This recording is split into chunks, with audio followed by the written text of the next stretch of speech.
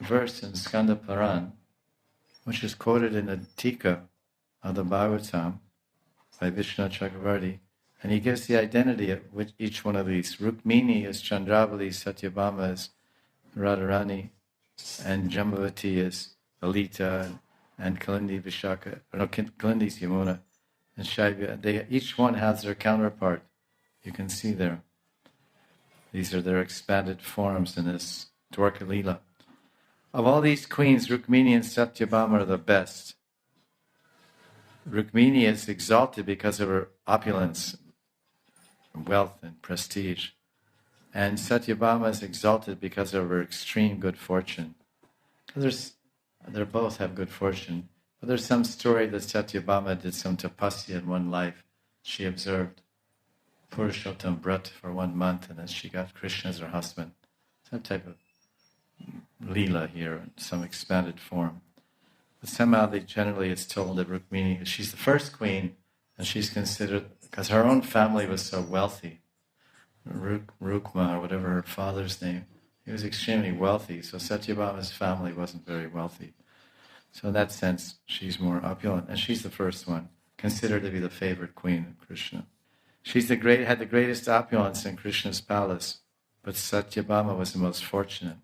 Lord Krishna says to Rukmini, of all my 16,000 wives, no one is more dear to me than you. You are dear to me as my own life breath. The next verse it says, both Rukmini and Satyabhama have hundreds of thousands of friends, maidservants, and they're all full of love for them.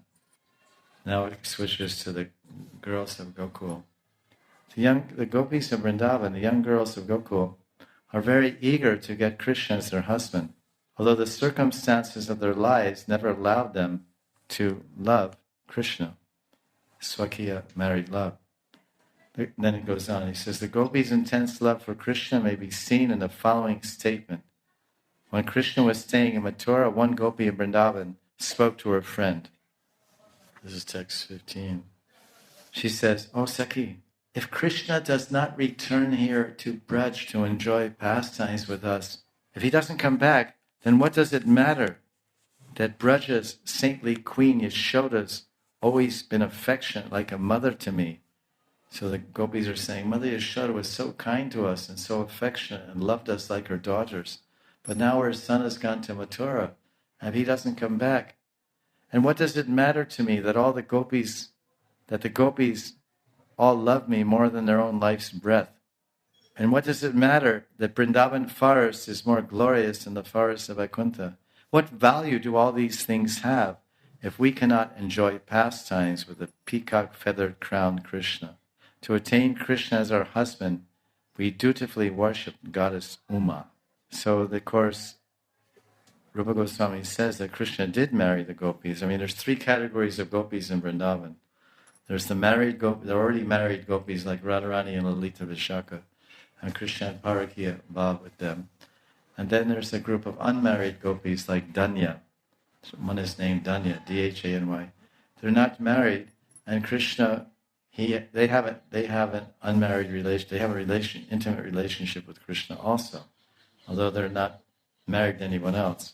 And that's considered by Gandharva marriage. They met in the forest one day, and Krishna made a flower garland, and he put it on her neck, and she made a flower garland and put it on his neck. It's okay, now you're my wife, and you're my husband.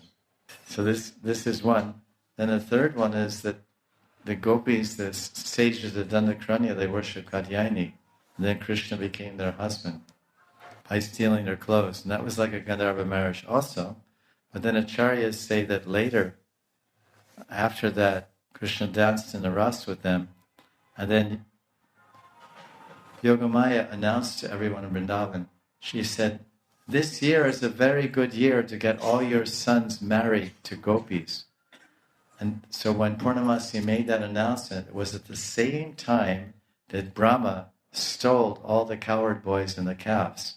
So for 1 year, all the young, unmarried cowherd boys of Vrindavan were locked in a cave. And then Krishna expanded and became all those cowherd boys. So during that year, when Purnamasi said that all the unmarried gopis should get married, then Krishna married them as those individual sakhas. Very interesting. Ultimately, everyone is Krishna's wife, one way or the other. They're all his energies. So she's saying that what is the value? Because if Krishna's not here, Vrindavan means nothing. Yashoda's love means nothing. All the love and the service of the Sakhis means nothing. And my own prana, my own life breath means nothing if Krishna's not here to accept our seva and to be with us. And what's the point of all of our puja and worship to Sriyadeva or Durga? Surya for Radharani or Durga for Chandravali. So it says, it is true that Krishna married the gopis by the Gandharva rite. However, because their marriage was kept a secret, their love could not be openly admitted. So Danya and all those girls, Krishna married them by this Gandharva arrangement. And then they just stayed like that. They're actually married to Krishna, but they pretended they were not married. So this is the Swakya, describing the Swakya. And tomorrow we'll begin the Parakya. And we'll look back on some of these tikas also, and we'll select appropriate ones to read. We're just hearing about the just nice, sweet glories about Krishna and the gopis and the different lovers. Very complicated, but also very nice topics.